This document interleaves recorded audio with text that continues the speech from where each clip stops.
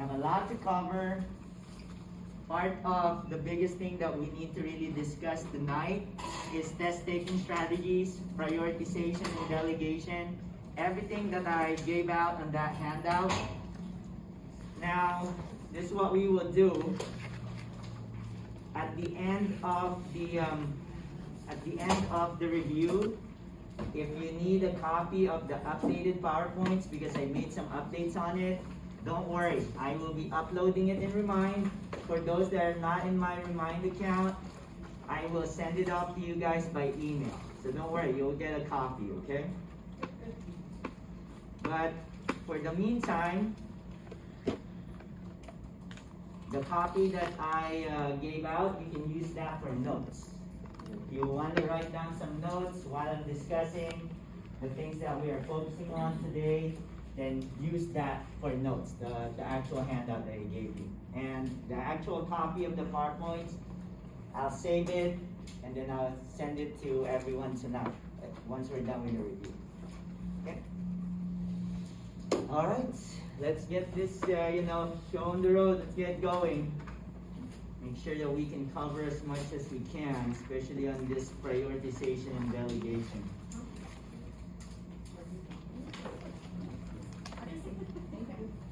Anyone missing any handouts? No, we're good? Alright, so let's do it.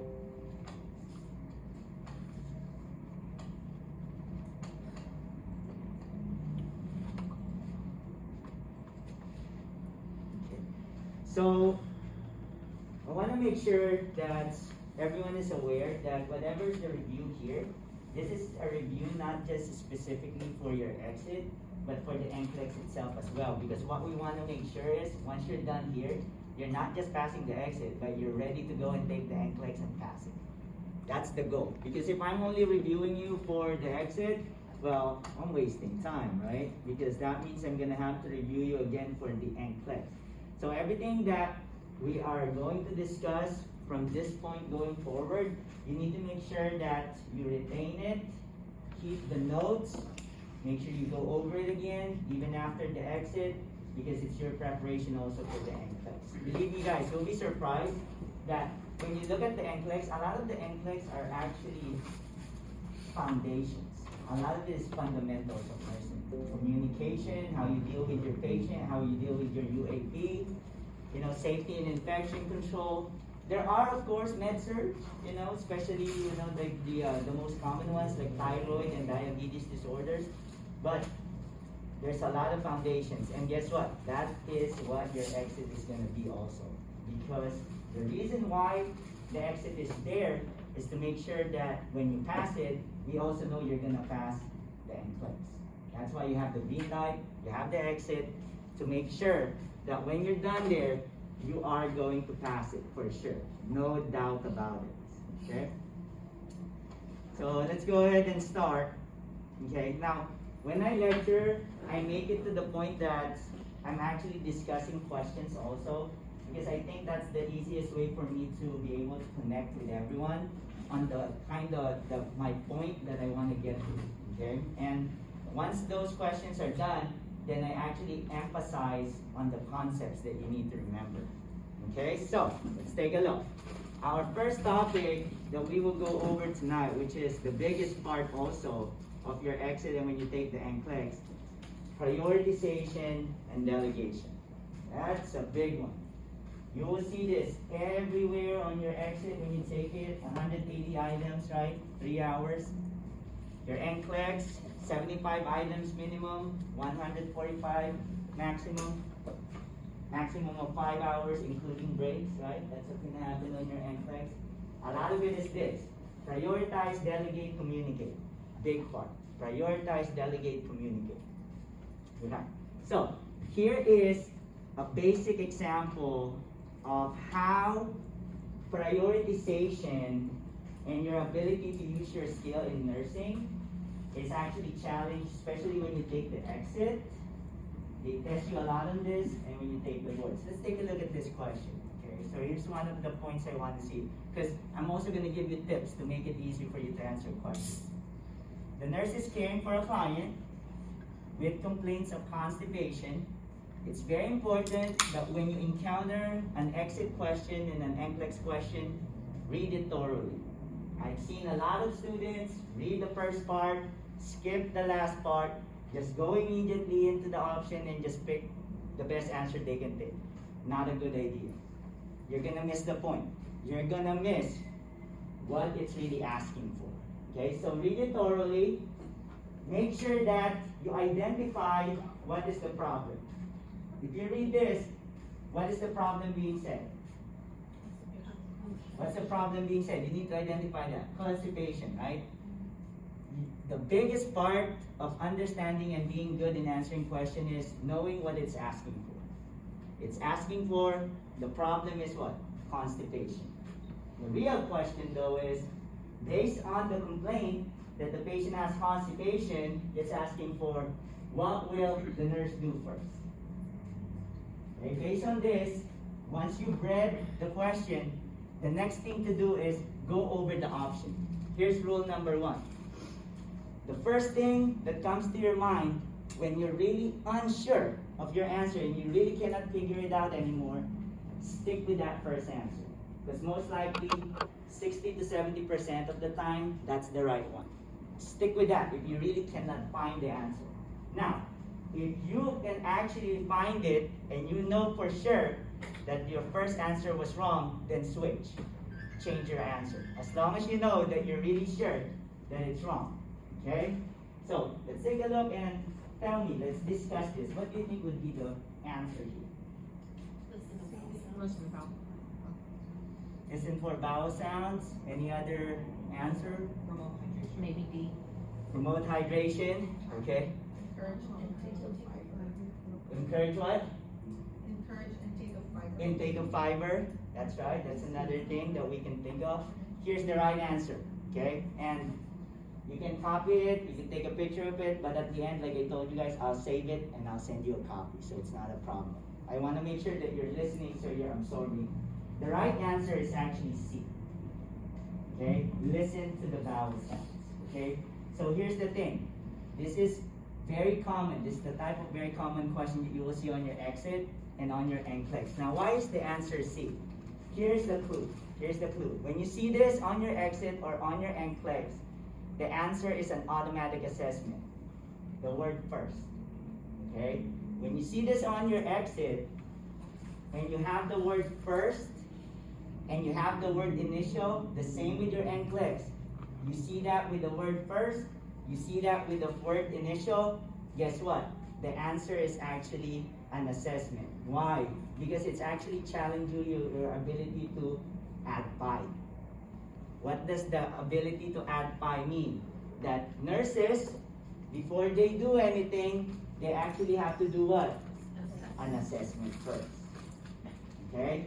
Because remember, each intervention, there has to be a problem why you pick that intervention.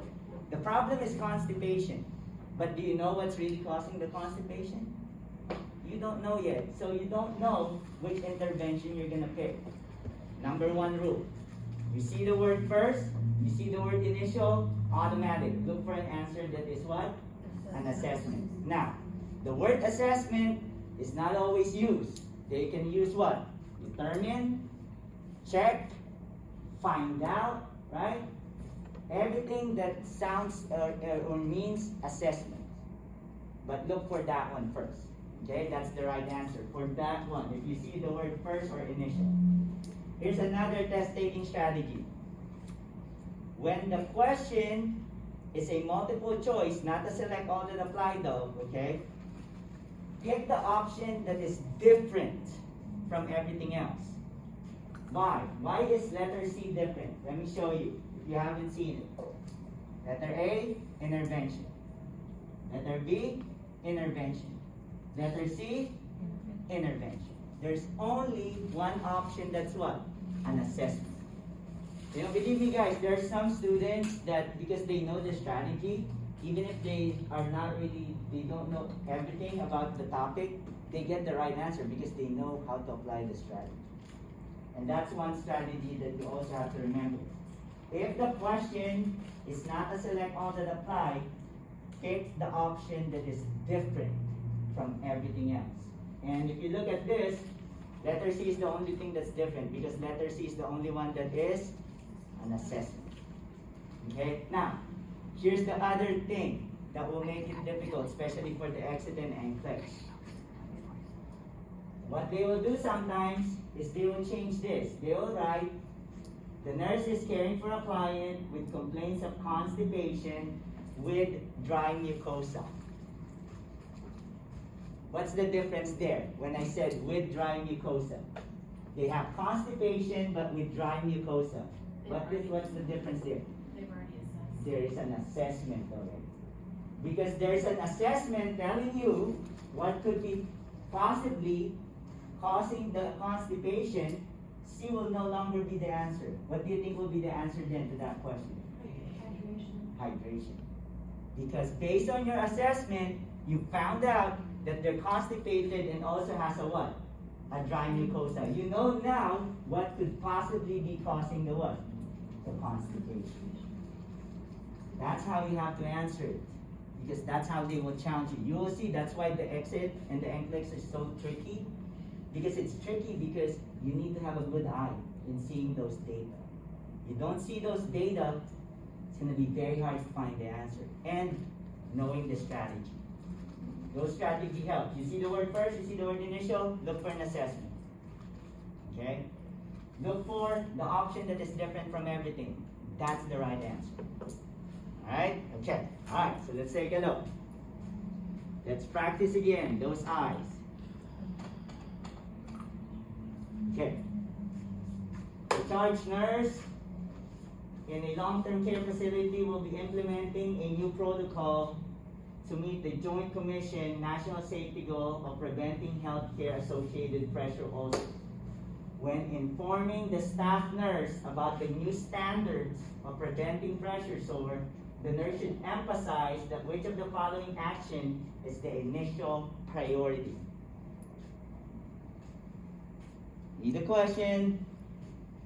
Let's look at the option. Know your strategies.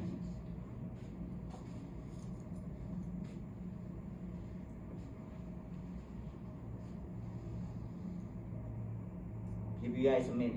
It's a minute per question, right? On the test, so you have to think fast. Because on your exit, it's 180 questions, 180 minutes. You need to be done in 3 hours.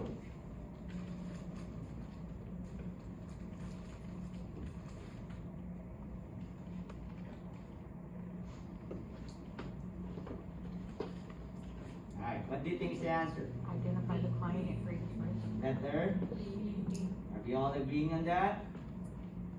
I want to make sure we're all agreeing on that. Anyone have a different answer? So the answer is D. Very good. Alright? Here's the, did you guys see the clue? The word? Initial. There you go. Same thing. You look for what? An assessment. The other options, what are they? Intervention, intervention, intervention. Right? You get this? You getting it? Alright, very good. That's gonna make it so easy for you to test. Especially, you know, in your exit and NCLEX. Here's another one. Alright. This is a very common question on boards and on your exit. There are actually gonna be questions on pain management. It's a big one. Why? Because it's part of the priorities, right? When you think of A, B, C, D, letter D is where pain comes in. So that means that when we're taking care of client, this is one of those things that we will handle every day. And when you're testing for the exit and you're testing for the NCLEX, they test you on things that you encounter every day as an LVN. So pain, let's take a look at this, okay? And let's see what's actually, you know, it's gonna be this one. So the nurse is caring for a client at the knee surgery this morning. Post-operative orders include an ice bag and a narcotic every 3 to 4 hours as needed for operative site pain. At 7 p.m., the client asked for pain medication. He was last medicated at 3:30 p.m. Which action would the nurse take initially? What would it be? Letter? Letter D, are we sure?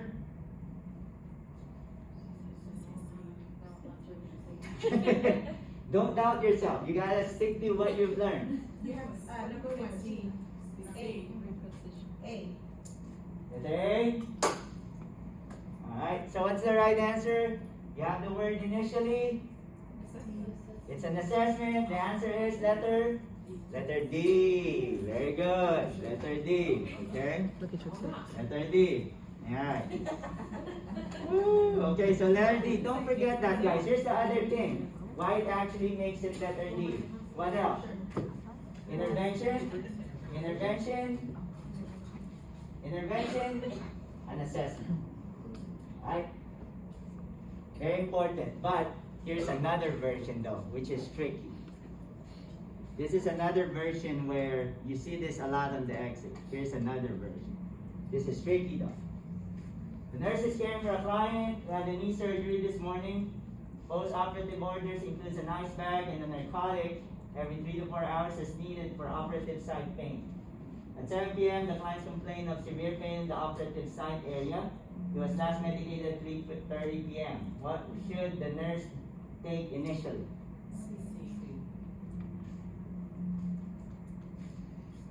What do you think? Is there a difference from the first one to this one?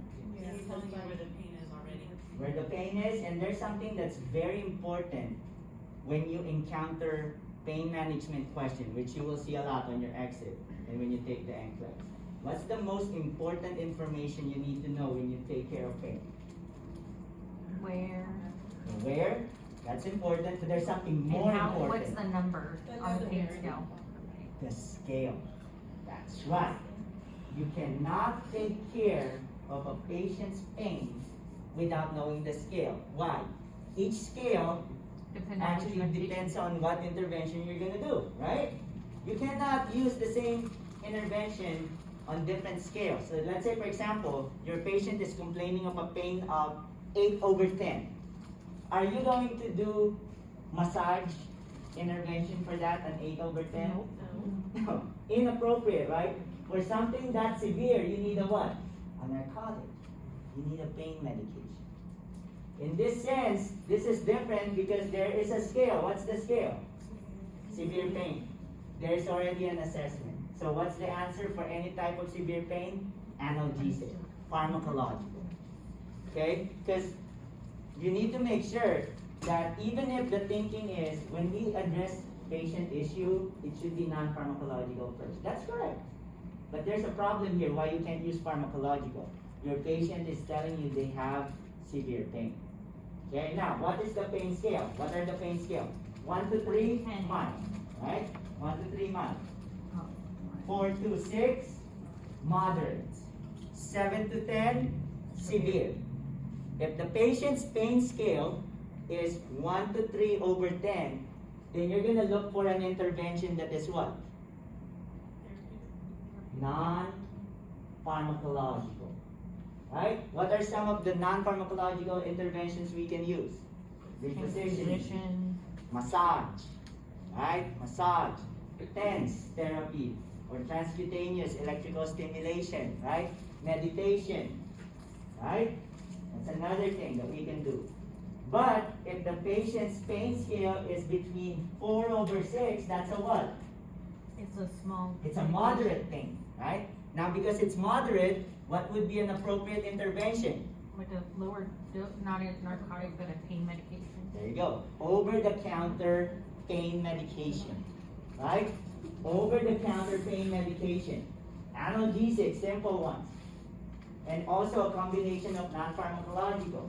But if the pain is severe, then you will need to make sure that you're picking what's the answer. A, narcotic. I want you guys to know that because that's how they're going to challenge you on pain management when you take your accident NCLEX. They need to know that you know the proper intervention based on what you see, based on what you assess your patient. Okay? So you have to remember that. Mild, non-pharmacological. Moderate, pharmacological but OTC. Severe, pharmacological but narcotic. Is that clear, guys? So this one, the answer here is letter C. Because it's severe. If you pick A, that would be wrong, inappropriate. You pick B, that would be wrong, inappropriate. Because your patient's pain is what? Severe. Make sure you remember that. Okay? Alright, very good.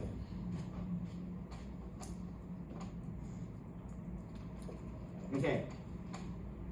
One more, a different version though of prioritization. And then we'll discuss all of the prioritization that you will see on your exit and on your NCLEX.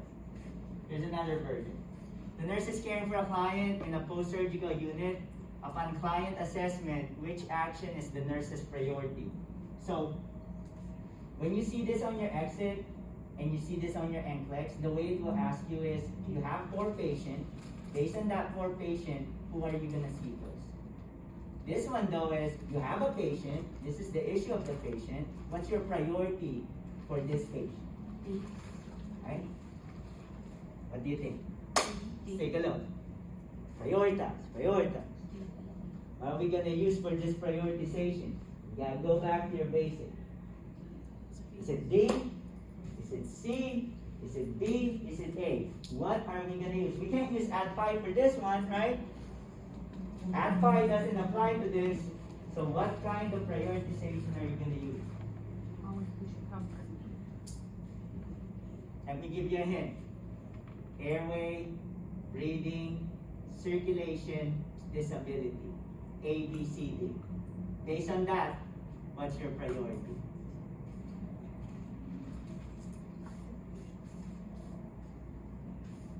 It's a little bit hard because you need to find out which one is the one that's directly related. Now here's the answer, how you will find it. Here's a clue. Read the question. The patient is what? When you have a patient who's post-surgical, what is the priority? Bleeding. Bleeding. What? Where is bleeding? So Where? See, there you go. You found the answer. The wound dressing. You see how it is? You have to put it together. You don't use it, you won't find the answer. You gotta put it together. Because guess what? Infection is only what? Letter D. It's a disability. The priority is what? Airway, breathing, circulation, disability. So what are the disabilities that's last in the prioritization? Pain is last. Infection is last. All of the other things not related to airway and circulation, they're last. They're last. Okay? And that's how you'll find the answer to this. Because that's how they're going to challenge you when you take the exit and the NCLEX. 4 patients, based on those 4 patients, you're going to use your ABCD. Who will you look at first? Okay? Alright, so don't forget that. Always use that. Follow that rule of ABCD. Now here it is. Here's another one. And then I'll give you guys another technique. This is it. This is a perfect example of the kind of question that you will see.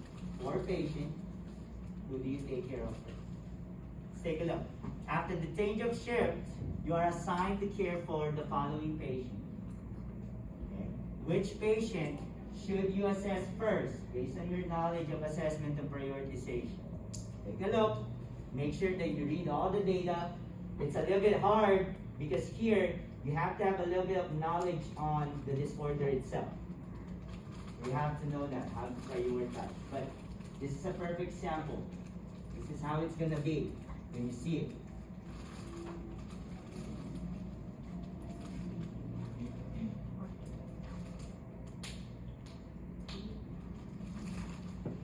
Like I said, it's a bit challenging because you need to have a little bit of knowledge on the med search portion of taking care of the patient. Alright, so 1 minute. What's the answer? Letter? It's not C. D. It's not D. It's B. It's not D. It's not It's B. actually what? No, let's take a look. No, it's not that. Let's take a look. What's the real answer? It's letter C. That's the answer. That's the real answer. Okay, so let's see. So let's break it down. Why is it actually C? Let's take a look. Very important to remember here. Other than A, B, C, D, acute versus chronic. Here's another one. Actual versus risk. This is a strategy You're gonna see this on your exit and in your NCLEX. You never prioritize when you see the word what? Risk. Why is that so? Why is it that you don't prioritize when you see an option with the word risk? You don't pick that. You stay away from that unless everything else is a risk, right? They're fine right now. Then nothing is happening, right? There you go. That's it. Nothing is actually happening to this patient because it's only a what? A risk. It can happen, but the question is it happening? No, it's not, because it's a risk. Okay? So that's why I always put this sometimes into perspective. You have a patient who's in pain and someone who's at risk for shortness of breath. Who's your priority? The pain. Because the shortness of breath is only a what? A risk. Do not. So that's another strategy when it comes to prioritization. Do not pick a risk answer when you see the word risk unless everything else has the word what? Risk. Okay? Because that's not a good one. Because that's something that's not really happening. Okay? Next. Letter B. Why is letter B not a priority? Knowledge on COPD. COPD patient is actually normal between 88 and 92%. Plus COPD is a what? It is a chronic condition that's there for life. So not really what? Acute. But we have a patient though that has a pneumonia right now, which is what? Acute, and actually needs what? An IV antibiotic. An acute condition which requires an immediate treatment. So the answer is letter C. Okay, now why not D again? Because of the word risk. Okay? Alright, very good. Okay, so here are the priorities, and then once we do this, I just want to ask you guys, you want to go already after I discuss this really quick on the long break, or we're going to take a short break first before you go up to dinner? Short one? Okay. Alright, so this is the priority. This is what you're going to need to use. This is what they're going to challenge you when you see it on the exit and on the NCLEX. They want to know that you know AD5, which means that you have to remember that the nurses assess first before they do anything. So if you don't have any data to back up the problem, the answer should be an assessment. What are the clues? The word first, the word initial. You'll be surprised that sometimes when you actually see that on the NCLEX, they even have the word first underlined. It's like they're telling you, hey, I remember this word. Yeah, I remember this word. They even they make a lot of clues. They really do that. Okay? I remember this word. Okay. The other one, Maslow. What do I mean by that? You need to know, and Maslow is actually more used for mental health questions. But you need to know that when it comes to Maslow, the priority is the physical need first. Safety is only second. The third need is what? Love and belonging. The fourth need is self-esteem. And the fifth one is self-actualization, fulfillment. But you need to remember though that the physical need is the number one priority. What's the physical need? Food, air, right? All of that. Okay? That's the priority. Next one, A, B, C, D. Always go for what? Airway, breathing, circulation. Letter D, disability, like pain, okay, infection. They're the last priority. Okay, unless it says COPD risk, right? Or shortness of breath risk, or bleeding risk. Then you know you're not going to pick that because it's only a what? A risk. It's not happening. Don't pick. Next, acute versus chronic. What's happening now is the priority versus something that's been happening for a long time. Okay? So if you have someone with COPD and someone who is hypoglycemic, who's your priority? That's airway. This one is not airway, but who's your priority? Hypoglycemia, right? Why? Because hypoglycemia is acute. Acute condition. Versus a COPD, that's what? Chronic. Unless they're saying that the COPD patient has a saturation of 80. Then that's the priority, right? That's the priority because there's an acute condition there. Another one, actual versus risk. I already said that. Don't pick an answer with the word risk unless everything else has the word risk. And then last but not the least, I gave you guys a list of words. I want to make sure that you guys go over what it means, because here's the thing. They start telling you the patient has a problem with thrombocytopenia. Guess what? They say that word and you don't know what it means. Do you know what lab you're going to check? You don't know, right? Because you don't know what thrombocytopenia means. But if you check it out and you find out that thrombocytopenia means what? Low platelet, then you will know that the lab that you will be checking is what? Platelet count. Okay, here's another one. Purulent. If you don't know the word purulent and they're asking you what would be the lab that you will check for someone who is experiencing purulent exudate, then you won't know what lab to check. What does purulent mean? Pus. But if you don't know it's pus, you don't know you're going to check what? White blood cells. Because it's a sign of what? Infection. There you go, right? Another example. Sanguinous. They don't use basic terms in your test. They'll use a lot of medical terms in nursing terms. If you don't know what the word sanguinous means, which means what? Bleeding, red, bright red blood, right? That's what sanguinous means. Then you don't know, you need to check what? CBC and RBC. So know those words, because I gave that out specifically because they do come out. And you need to know them to answer the question. You need to know the meaning of those words, okay? Alright, so we're on a break. Let's take a 15-minute break. Right now is 25.